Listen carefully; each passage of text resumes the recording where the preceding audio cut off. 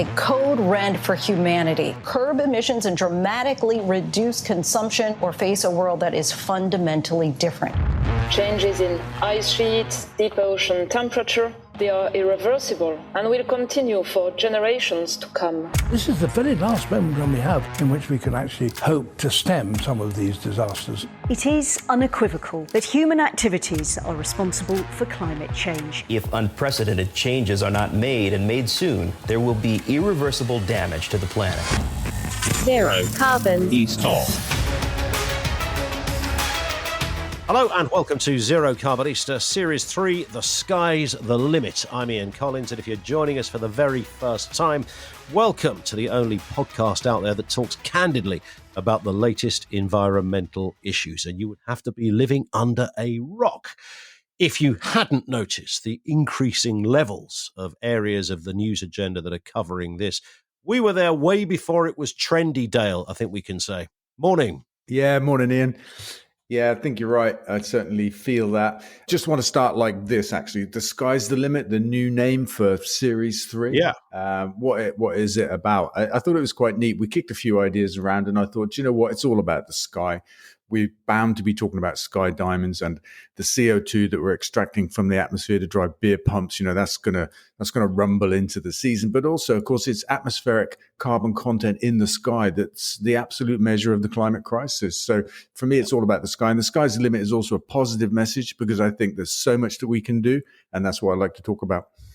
Absolutely. And there is so many moving parts now to this story and then they are interconnected. I hear government ministers say, oh, no, that's a separate thing to that. It's like, oh, bollocks, that's not a separate thing. It's absolutely all part and center of this debate. I mean, the energy market, of course, which is your world, 3 more companies collapsing this week.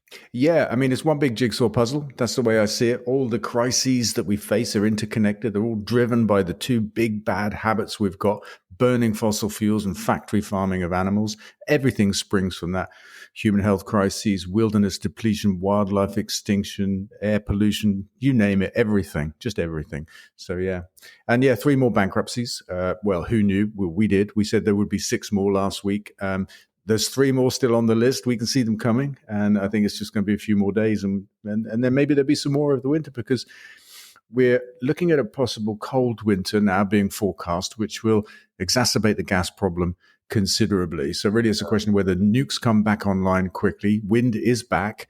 The cable to France won't be connected very quickly. And what will the global demand for gas actually do? A cold winter in Britain is going to make our position even more difficult. Loads of comment on the mailbag this week. It's funny we call it the mailbag, isn't it? There is no mailbag. That's very old school. Very old school. It's like swap shop on a Saturday morning.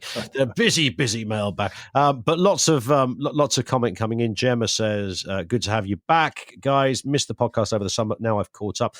Rachel on Twitter says this: have energy prices feeding into what we were just talking about started to calm down, like Boris said they would? And you just hinted there, Dale, that they may be going the other way. I'm going to say this. The rule of thumb is if Boris says something, believe the opposite. Yeah, exactly. And that's what I was about to say. Has the fuel crisis abated like Boris said it would? Or no? Is Brexit transforming our lives in the way that Boris said it would? Or no?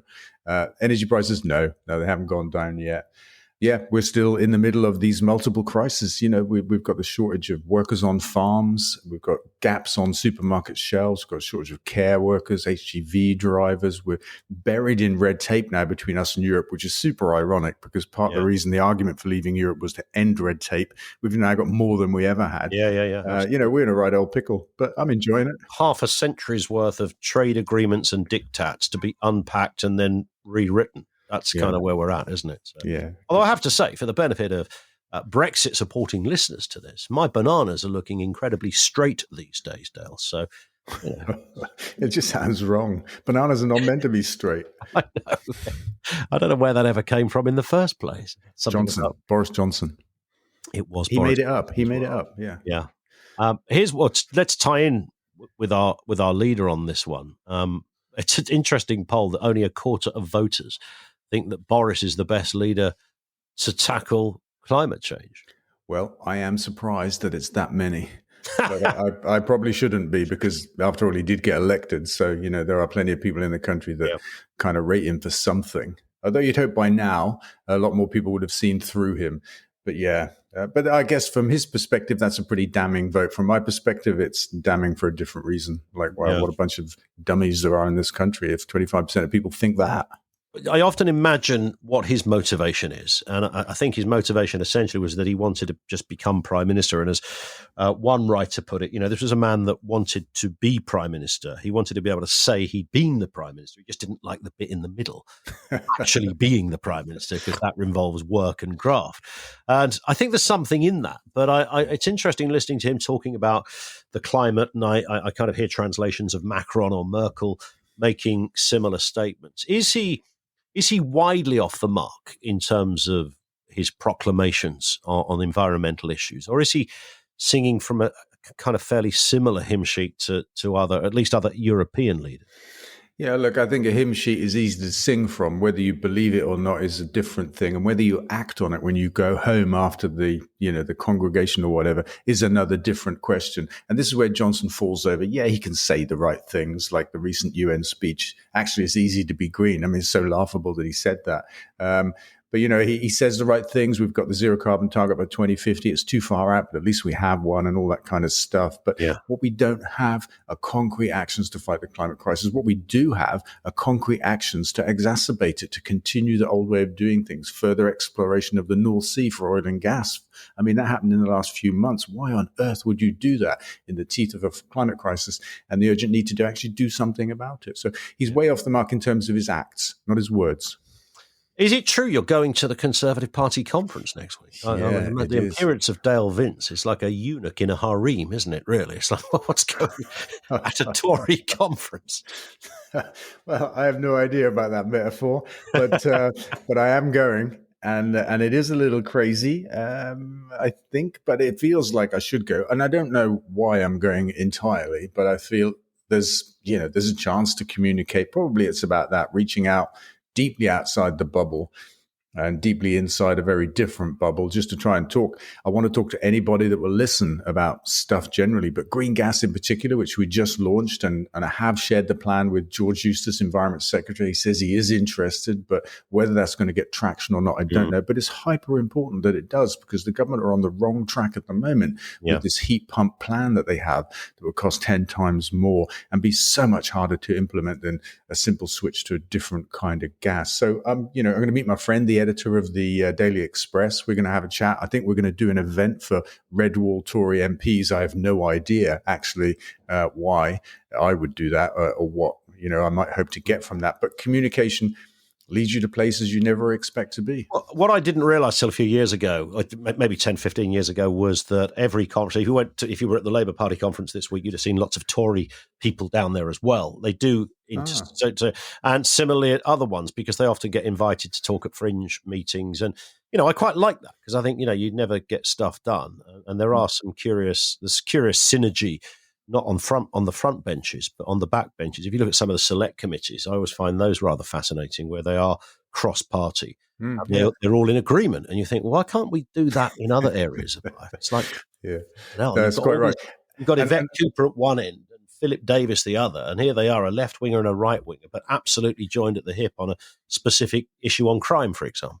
Yeah. No, I get exactly what you're saying. And I do think that if it's about influencing people, which it is for me, then probably arguably the most important people to try and influence are the government, because they have all the levers of power.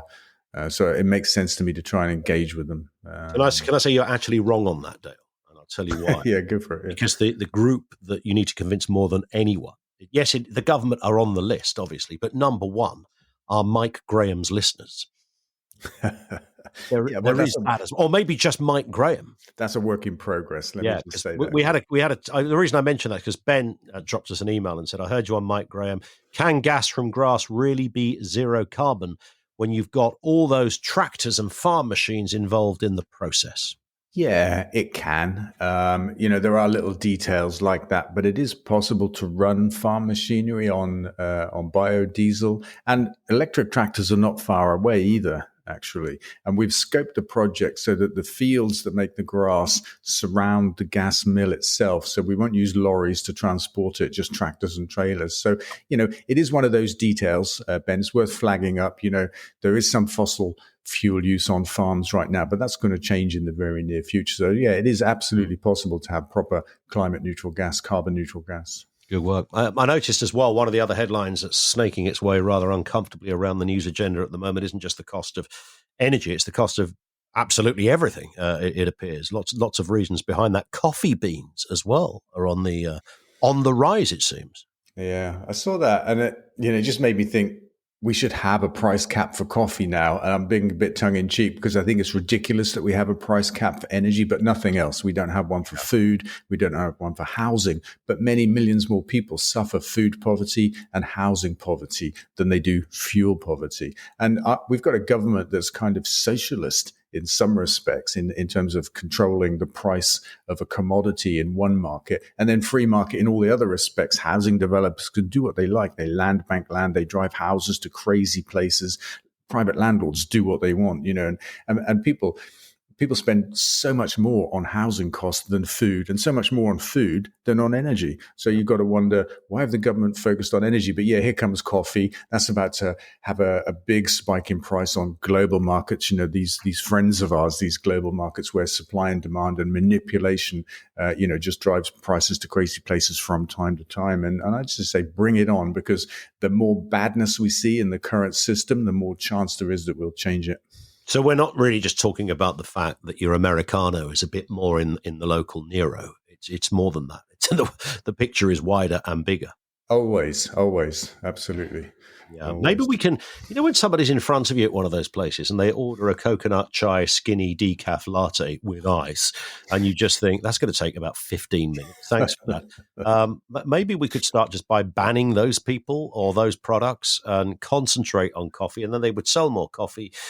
And the prices could come down. That's my contribution to the rocketing coffee bean debate. Yeah, but if there's a shortage of coffee, selling more coffee won't help. That'll drive the price the other way. So maybe we need more frappuccino, mocha lattes, skinny dip, whatever things, in order to slow down the consumption rate of coffee. Yes. Oh, look, here comes a decaf arsehole into the we should start naming them. Here's one from John on Facebook. You're just another silver bullet merchant. Prove to me that your green gas plan will work, says John. He's very angry, Dale. Well, silver bullets are a thing, don't you know, John?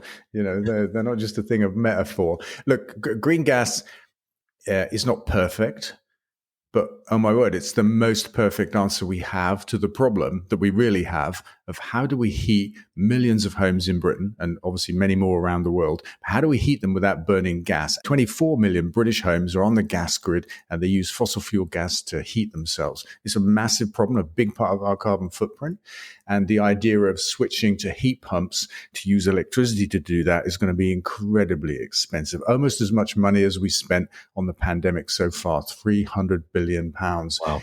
The alternative that we're proposing is simply to make a different kind of gas. We have enough land. It's economic. It's 1/10 of the price at 30 billion. And we'll create an incredible new industry with nearly 100,000 jobs and so on and so on. Is it perfect? Probably not. But I haven't found any major flaws in it. Yeah. Many would obviously cite the meat issue, which is a factor in this as well. Well, even if you're right, and I suspect you are, but many would say that's insurmountable in terms of not an instant solution, but at least the start of an instant solution. Yeah, but even there, the impact on meat consumption is minor compared to a number of different measures. So, for example, the government's climate change committee says we need I think it was 20 or 30% reduction in meat consumption to get to zero carbon. The National Food Report from Mr. Dimbleby came out recently and said it was either 20 or 30. One of them said 20, one of them said 30. Actually, I get them mixed up.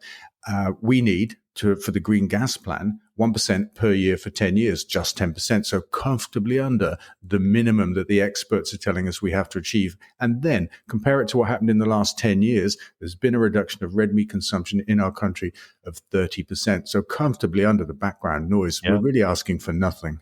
Interesting. We've got a couple more questions, but here's a final story to look at. Climate change replaces the pandemic as insurers biggest worry. Now, there's a shift, isn't there? Well, climate change has been a big worry for the insurance industry. It probably started 20 years ago. They've seen it coming, a long time before most other industries did. And I imagine all that's happened is that the pandemic came along and caused a big focus on that and was the biggest cost that was immediately impacting. And as that recedes, insurers are going, back to BAU, which is actually this thing called the climate crisis, is the biggest single threat that the insurance industry faces, as it is for us as a species. And a question from Kia, not that one, on Twitter. Is there a schedule of where you're going to be at COP26 yet? No, that was an easy one, that was. Yes, no is the answer, Kia. But I need one. I'm going to need one. I don't even have a place to stay yet. But I've had a few offers of debates and participation in various different things. Most recently, the BBC have reached out and asked if I would be one of those reporters' friends that help to analyse the comings and goings of the event, which is super cool. I think that's off the back of the energy crisis, actually, where I did an awful lot of that kind of stuff. So I'm definitely going to be there. Hopefully we'll be up there as well, and have you co-hosting alongside with me, which would be fabulous. This is talk radio, you mean? Yeah. Cool. Well, as distinct from just me with my megaphone. Yeah, you and Kev, I thought. I can imagine that. Which is just as possible. It's just as possible. What about Mike? Is he coming? Well, that's a good point, isn't it? Can we drag Mike to Glasgow? I think we probably could. Okay. Very interesting. Yeah. Great entertainment, Mike. So yeah, it's fun. The Express are having an event as well, which is going to be very interesting. And you can imagine everybody's having an event, so there's going to be a lot to do. And I'm definitely going. I don't even know when I'm going yet. But go you will. Yeah, indeed. I will. Dale, have a cracking week.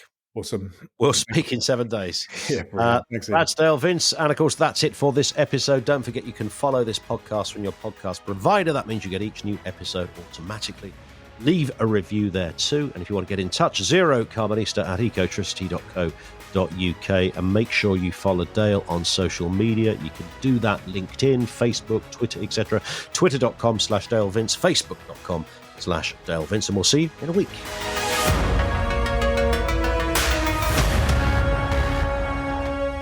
Zero Carbon East of